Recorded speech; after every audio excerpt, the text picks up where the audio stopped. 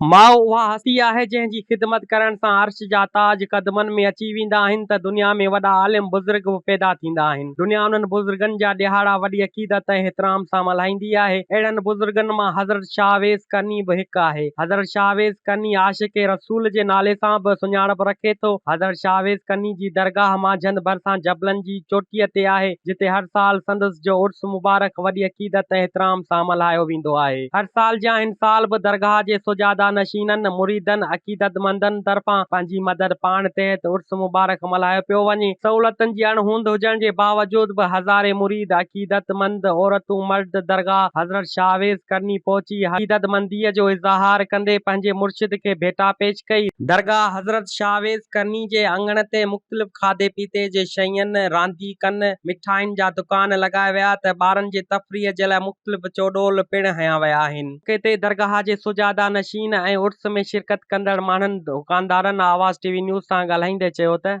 ये बुज़ुर्ग हस्ती हज़रत अवैस करनी जेको पंहिंजी अमर जी ख़िदमत जे हवाले सां मशहूरु ऐं आशिक़ रसूल जे हवाले सां मशहूरु आहे। हिन बुज़ुर्ग हस्ती जो मेलो सालनि खां वठी सदियुनि खां हलंदड़ आहे ऐं जॾहिं खां मुंहिंजे सिर ते इहे ज़िम्मेवारियूं आयूं आहिनि तॾहिं खां अल्हम्दुलिल्लाह असां पूरी कोशिशि कंदा रहिया आहियूं ऐं इलाइक़े जे माण्हुनि जो बि असां सां भरपूर साथ सहकार रहियो आहे। ऐं हीउ मेलो झकूं तूफ़ान बरसातूं कहिड़ियूं बि हुजनि पर हीउ जंहिं तारीख़ ते लॻंदो आहे उन तारीख़ ते ई लॻंदो आहे ऐं अलाह जी महिरबानी सां एॾो ज़बरदस्त मेलो थींदो आहे जो हिते जेके ईंदड़ ज़ाइरीन ॾाढा ख़ुशि थी वेंदा आहिनि। हिते मलाकड़ा शयुनि जा दुकान बल्कि कमु भलो आहे ऐं असांखे ख़ुशि सभु दोस्तनि समेत आया आहियूं, सभु खानो ठमा आया आहियूं। हालां साइड जा असांखे पाण ॾाढी ख़ुशी थी त ही 3 ॾींहं मेलो लॻे थो, बहितरीन भलो थो लॻे। हिते तक़रीबन काफ़ी माण्हू ईंदा आहिनि, किथां खां वेंदा आहिनि, पर हिते सहूलियत न आहे। ख़ासि करे त बिल्कुलु पीअण जो पाणी माना जेको न आहे, त उन लाइ गुज़ारिश आहे त हुकूमत खे कुझु जेको पीअणी त जेको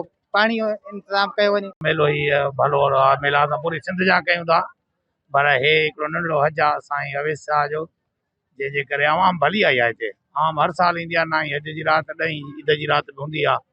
बहरहाल मेलो भलड़ो आहे, अलाह शुक्र मेरा रोज़ी भली थींदी आहे। हज़रत शाहवेज़ करनी जे उर्स मुबारक जे मौक़े ते मल्ह मलाखड़ो पिणु कयो वियो, जंहिंमें सिंध जे भल्लोड़ मल्ह पहलवाननि हिसो वरितो। सकाफ़त खाते खे घुर्जे त हज़रत शाहवेज़ करनी जो उर्स मुबारक सरकारी सतह ते मल्हाए ऐं मुरीदनि ऐं अक़ीदतमंदनि खे सहूलियतूं फराहम करे। सागर सोलंकी, आवाज़ टीवी न्यूज़ सन।